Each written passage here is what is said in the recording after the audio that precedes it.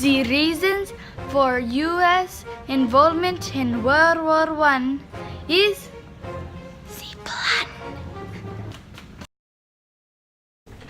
Hello, everybody, and welcome to Chapter 4, Lesson 4, on why the United States gets involved in World War I. Last lesson, we talked about the background of the war, and now we're getting into why did the United States get involved in this stupid war. Call it the front round? Because you have the background? What? No, this should be their front round. All right. So we gave you some background on the war, and now we're going to do some front ground. Front ground. Back? Foreground, Ground. actually. Oh, yeah. Foreground. This is the foreground. Foreground. Why do we get involved in this war? The Lusitania is sinking.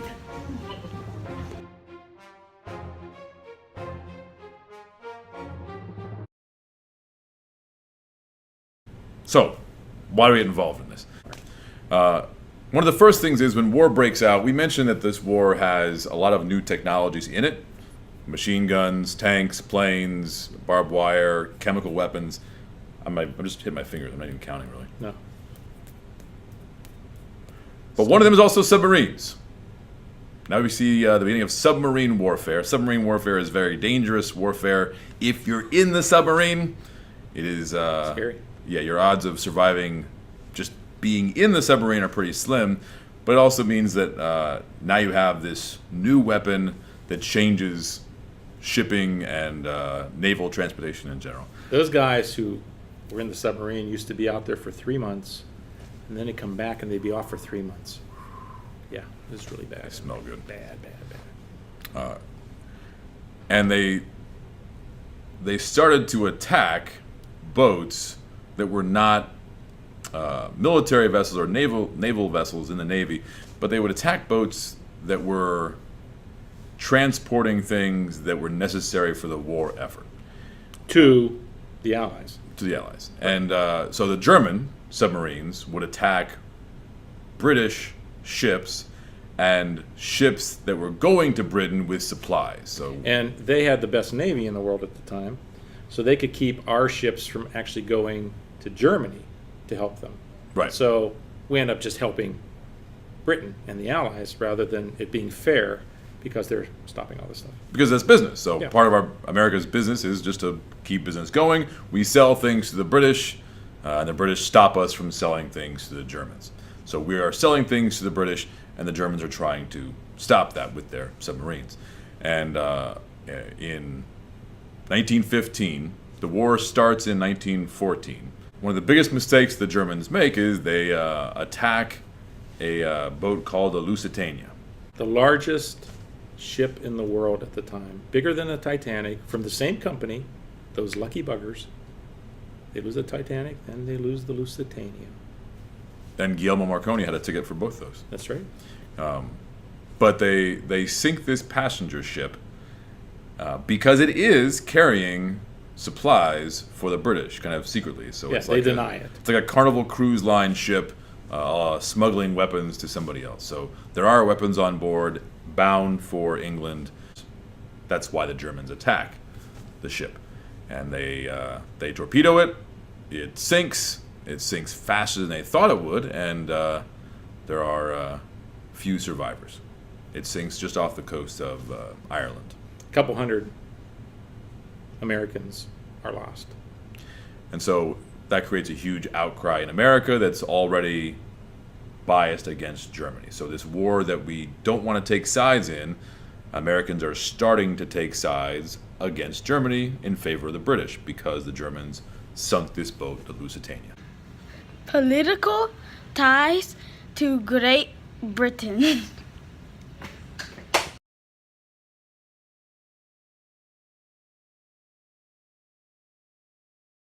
The other thing that would make us want to take sides against Germany is the fact that Germany is a dictatorship.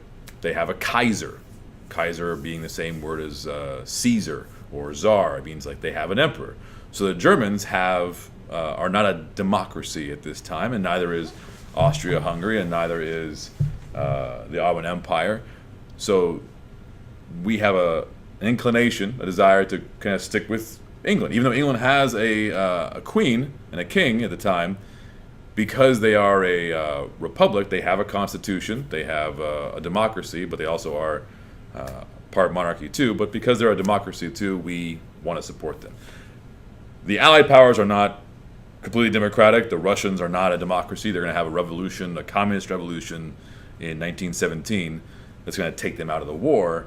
But we do like England because we have a political connection to them. Their government is structured like our government, and that makes us kind of want to support the democracy. The Allies owe us money.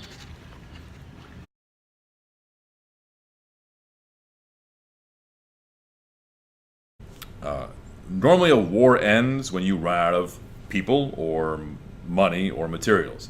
Normally with money you can buy more materials. But this war is allowed to go on for years because the Allies and the Central Powers both are able to access unlimited money. But the Allied powers especially are able to access American banks and borrow money and borrow money and borrow money. And so they end up borrowing billions of dollars from United States banks. What that means is if they lose, if the British lose, if the Allied powers lose, American banks lose all the money they've invested in the Allied powers. And so another reason to support the Allies would be they owe us money. Yeah, we couldn't afford to have that happen because it would have That would ruined destroy the economy. our economy. Zimmerman and Telegram.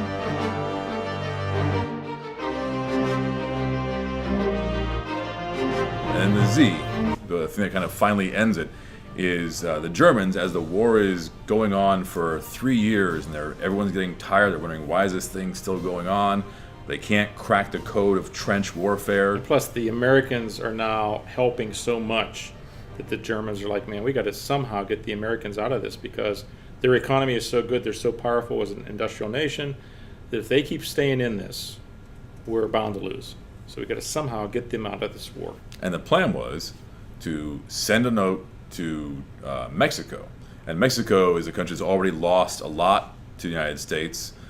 Southwest territories, so California, Arizona, New Mexico, Texas is land that all would have belonged to Mexico in a different historical timeline.